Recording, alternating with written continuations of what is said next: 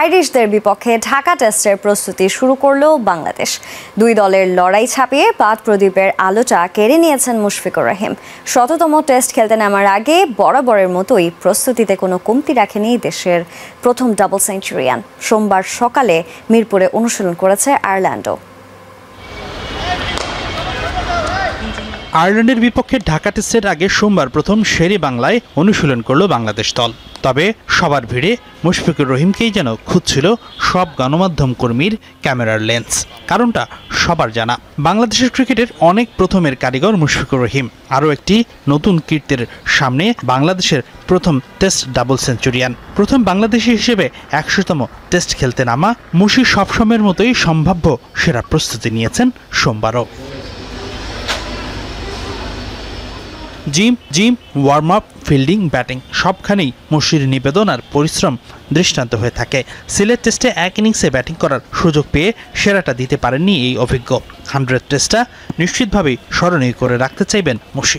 ম্যাচের সেঞ্চুরিতে ব্যাট হাতে মুশফিক শতক হাঁকাবেন এমন স্বপ্নে বিভোর MR15 ভক্তরা। সিলেট টেস্টে ব্যাটে বলে দাপট দেখিয়ে ইনিংস ব্যবধানে জয় তুলে নিয়েছিল বাংলাদেশ। তবে 3 বিভাগের মধ্যে বাংলাদেশ সবচেয়ে খারাপ করেছে ফিল্ডিংয়ে। বিশেষ করে স্লিপ ক্যাচিং ছিল খুবই দৃষ্টিকটু।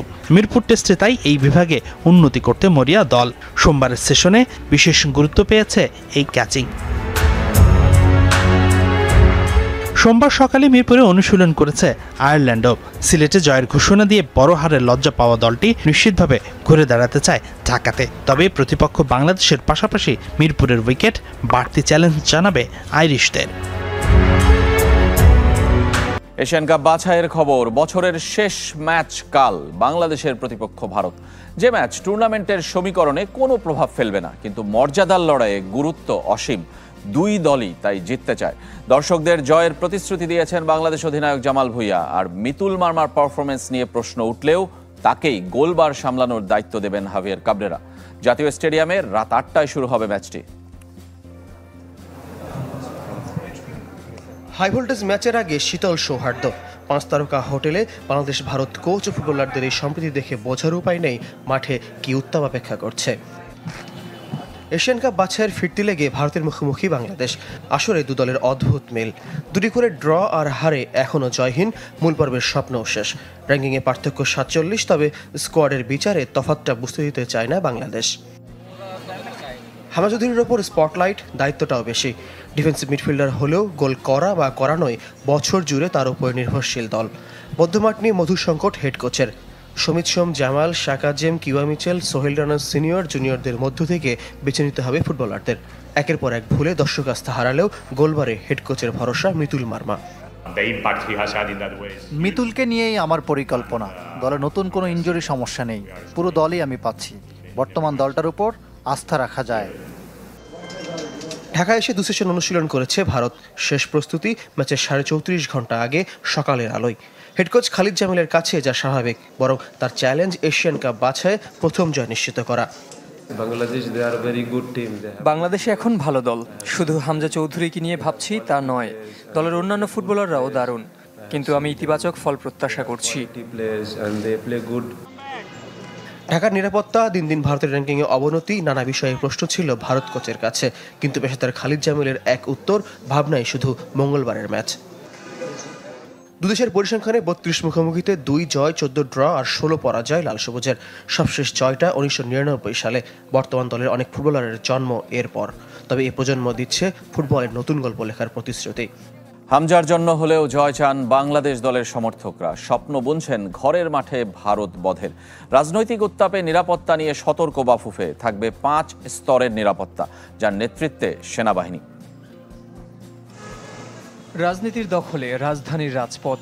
সেই উত্তাপে কিছুটা হলেও ভাটা পড়েছে বাংলাদেশ ভারত ফুটবল দ্বৈরথ। 2 যুগ পেরিয়েছে, প্রতিবেশীদের হারাতে পারেনি বাংলাদেশ।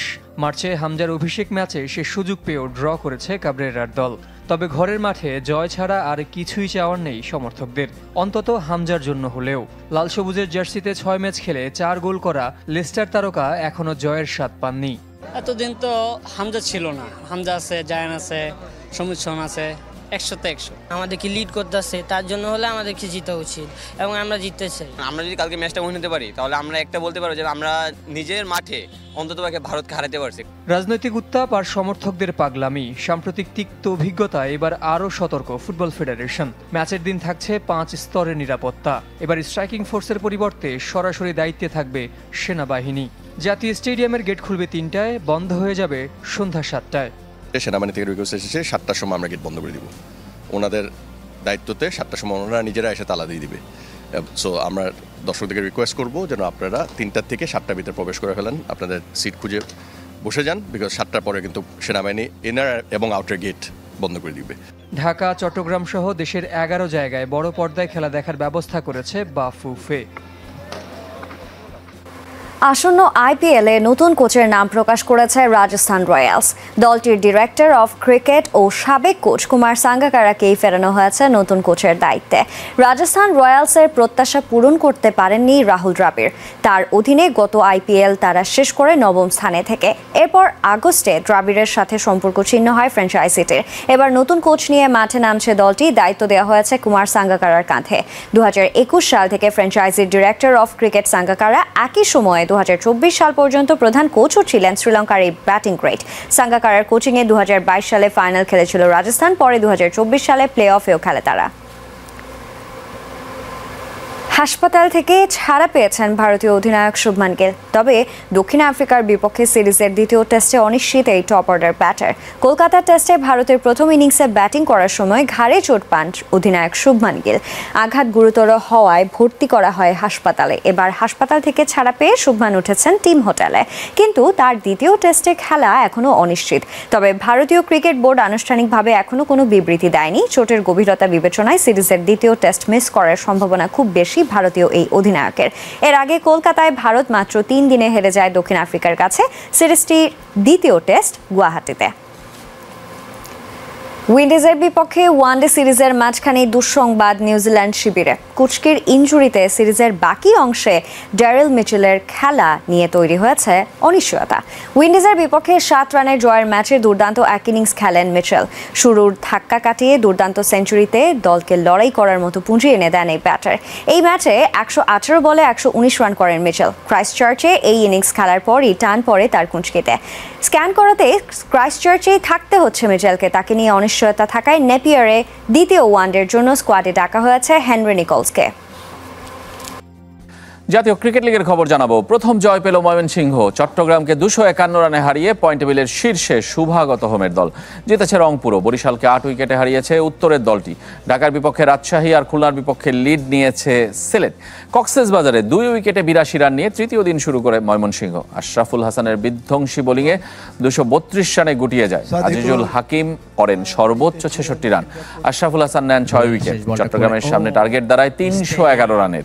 তবে মাত্র 59 রানে অল আউট হয়ে যায় বন্দর নগরীর দলটি। আসাদুল্লাহ গালিব নেন 6 উইকেট। তার 16 কলাটা পূর্ণ হয়েছে।